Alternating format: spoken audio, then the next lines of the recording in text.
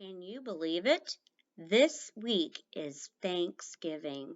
That's my favorite holiday because it is not a holiday all about things or goodies. It's not about candy and it's not about presents. It's about family and love and being thankful. So I want to tell you about the first Thanksgiving. I have a book for you called The Story of the Pilgrims. The Pilgrims were one group of people who were at the first Thanksgiving in 1621, almost 400 years ago. So if it was 400 years ago, they aren't still alive anymore. And there weren't cameras there because they didn't have cameras yet.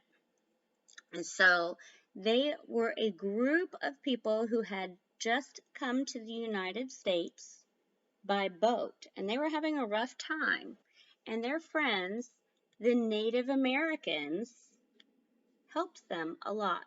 And when they grew all their food and the harvest came in, that's when the food was ready to pick and eat, they had a big party, a big celebration because they were thankful for all the good food they had to eat now. So this is the story of the Pilgrims by Catherine Ross, illustrated by Carolyn Carroll. So this book is actually going to be nonfiction, which means it has real information, but it has artwork instead of photographs in it because they didn't have cameras then.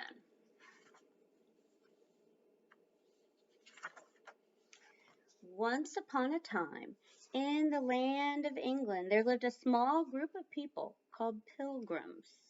The pilgrims were unhappy because the King of England would not let them worship God in their own way.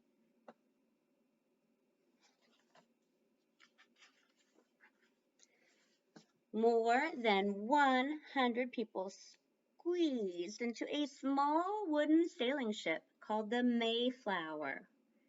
22 of the pilgrims were children. For their journey, they brought with them only the simplest foods, things like hard cheese, bread, dried beans, and salted meat. That's all they had to eat on the boat. They didn't have refrigerators to keep food cold, so they had to have food that didn't have to stay cold so that it was fresh. Day after day, the pilgrims saw nothing but the endless ocean and sky. Now and then, a huge slippery body of a whale would break the surface of the water. On and on they sailed through calm days and stormy ones until after 66 days at sea, they heard the words they had been dreaming of for so long. Land ho! That means that one of the guys on lookout saw land in the distance.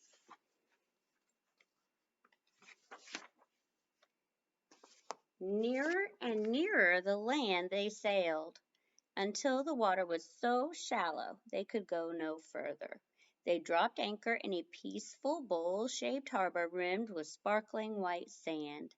Dense woods rose up all around. There were no towns, no houses, and there was no sign of any people at all. The pilgrims rowed ashore. They took rowboats, and they rowed the boats ashore to explore this wild land so full of mystery and promise. The men were armed with guns. They had heard that America was full of fierce animals and savage Indians.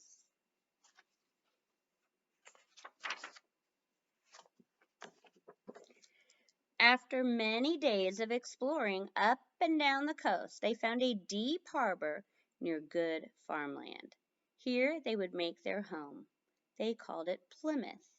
While some stood guard against the Native Americans, the others began to build houses. The first was long and low and very plain. They called it the common house, for they would all share it. As each day grew a little colder and a little darker, darker, they worked quickly. Winter was coming. So they needed to have houses before the winter. And a terrible winter it was. There were dark days of bleak and bitter cold. That means it was really cold. Far colder than any they had known back in England. Snow and sleet and high winds battered the common house, and the little ship anchored in the harbor. The Pilgrims huddled together for warmth, trying to survive on stale food from the long voyage. Many of them became sick and died. It was a tough winter for them.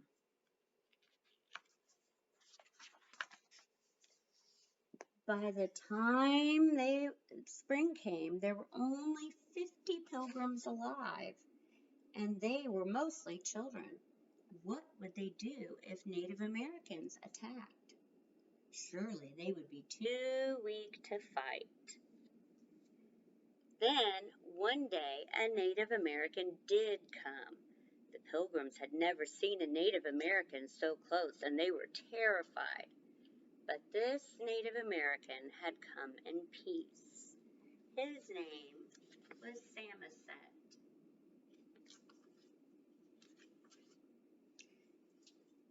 A few days later, more Native Americans marched to their village. 60 of them, led by a warrior chief. The Pilgrims and the Indian and the Native Americans made a treaty. They made a deal, promising not only to do each other no harm, but also to help each other. So they made a deal and said, hey, let's not hurt each other. Let's be friends. An Indian named Squanto turned out to be a special friend. He taught the Pilgrims many things: where to find the best fish and how to stamp eels out of the mud at low tide, how to find their way safely through the dark forest, and where to find nuts and berries and wild herbs. So Squanto helped the Pilgrims find food. And Squanto taught the Pilgrims how to plant a wonderful new food. It was called corn. They'd never had corn before. In each seed mound, they buried a small fish to help the corn grow. All that first summer in the New World, the Pilgrims fished and hunted and tended their crops. That's their garden. They built more houses to live in and sheds in which to store their supplies, and the children worked and explored and played with their few simple toys. So all their toys were homemade. They could not go to Walmart and get a new car or a new doll. If they wanted something to play with, they had to make it.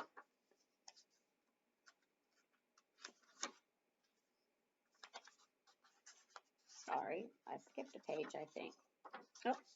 When autumn, that's fall, came, the Pilgrims rejoiced over their harvest: bright ears of corn and fat pumpkins, peas, beans, delicious squash, and green herbs. They felt so happy about their good fortune that they wanted to celebrate.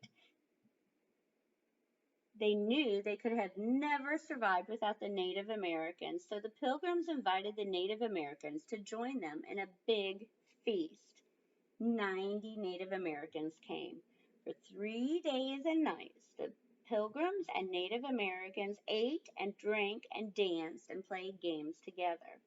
To remember that time so long ago, a time of brave Pilgrims and life-saving Native Americans, we continue to celebrate that feast. And we do. We call it Thanksgiving. So I have a couple of books. They're not as interesting as that one, but they have people in them who dress up like the Pilgrims and Native Americans from long ago. So there are real photographs in these books.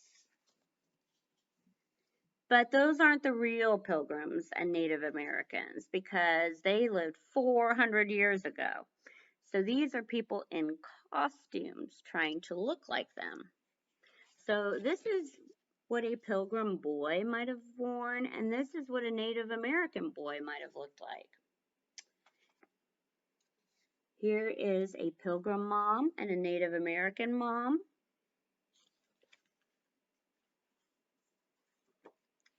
And let's see.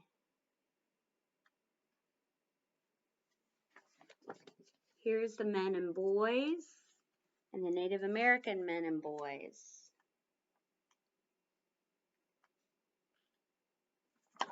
You noticed they used fire to cook. They didn't have an oven. They didn't have a microwave. They used fire.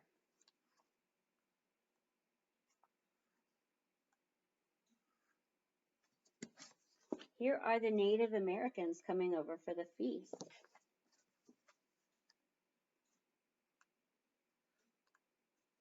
And I want to show you two other books that have photographs of people in costumes of the Pilgrims. So this says Sarah Morton's Day. It's the day in the life of a Pilgrim girl. It's a really long book, so I'm not going to show it all to you. I'm not going to read it all, but I want you to see some of the pictures in it. So these are all the clothes the girls had to wear. A petticoat under your dress, stockings, garters to hold your stockings up, a coif for their hair, an apron, pocket. Oh, here we start here, the petticoat, then the stockings, then the garters to hold the stockings up, more petticoat, a waistcoat, that's like the jacket, a coif to hold in the hair, an apron, and the pocket tied on, and shoes. And then she had to roll up her bedding in the corner because they did not have a very big house. So she had all those clothes on. Here's some more Pilgrim girls.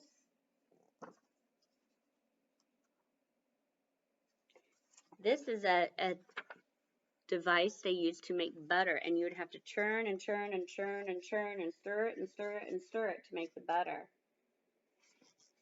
And they made a stone oven for cooking their food, and it had fire under it. For school, they had slates, just little chalkboards. They kind of remind me of our dry erase boards, but they just used chalk.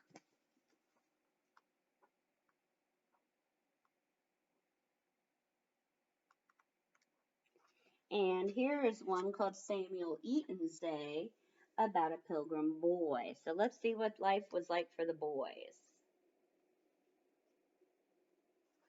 So here's a picture of Plymouth Plantation where they lived. It's not the real Plymouth Plantation, but it's what it would have looked like. And the boy got dressed. He had stockings, garters, shoes, breeches, those are his pants, doublet, that's his coat, points, and hat. Lots of clothes to wear. One of his big jobs was to go fetch water. They didn't have a sink. They couldn't turn on the water to get a drink or to have water to wash or cook. So he would have to go to the stream and get buckets of water for his mother. That was a kid job back then.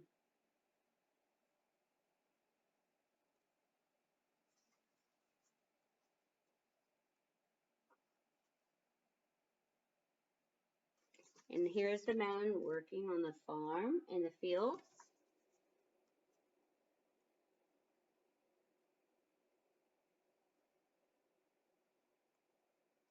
And the kids had to work too. They didn't just do school. They had jobs. They had to work. So that is a little about the very first Thanksgiving.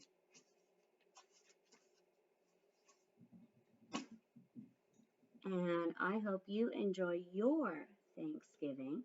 Tomorrow, we are going to go on a field trip to visit Plymouth Plantation. It's going to be so cool. I can't wait. Bye.